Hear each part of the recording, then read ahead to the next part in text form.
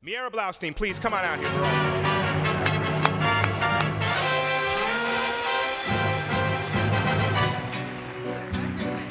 wasn't there. It's there. I touch your lips and all at once the sparks go flying. Those devil lips that know so well the art of lying. And though I see the danger, still the flame grows higher. I know. Okay, so the reason this music was playing is because many years ago when I was at the School of Visual Arts, I made this little short movie called Kisses, and that song was playing. So when we were talking about stings for the awards, I said, how about Kiss of Fire? Anyway. Gosh, it's a nice room, a lot of people here.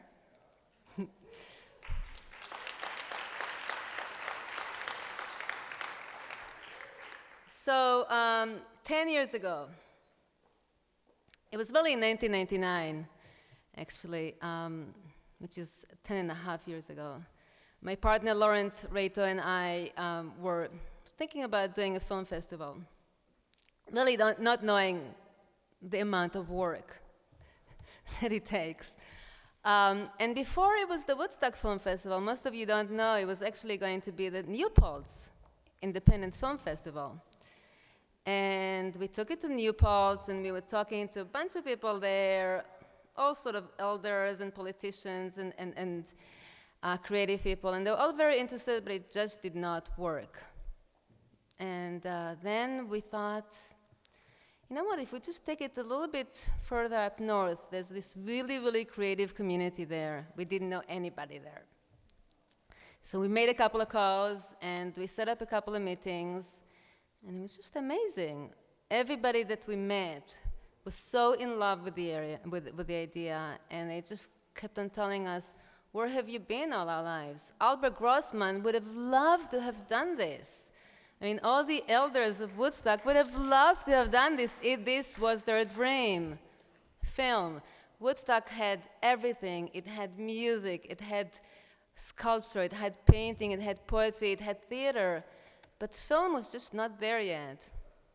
And so when the festival began, it felt like you were just riding this little train and you were driving this caboose, and as you were chugging along, more and more and more cars were just pulling up and people were jumping on the bandwagon and they were just loving it. We had the most amazing volunteers in the first year. I remember we had this woman, Karina, who just got back from Kathmandu. She was volunteering with Mother Teresa for 6 months, and she came to Woodstock and she wanted to help. She had no clue about film festivals. She barely knew how to use a computer. But she really, really loved. Karina, are you here? She now makes really, really great dresses, and Michelle Obama owns 2 of her dresses. So Karina has come a long way from the time that she came back from Kathmandu to volunteer for the Woodstock Film Festival. We had all these amazing volunteers right from the get-go, and that was a big part, I think, of the success of the festival, is the people that were behind it, the people who fell in love with it and wanted to make it happen.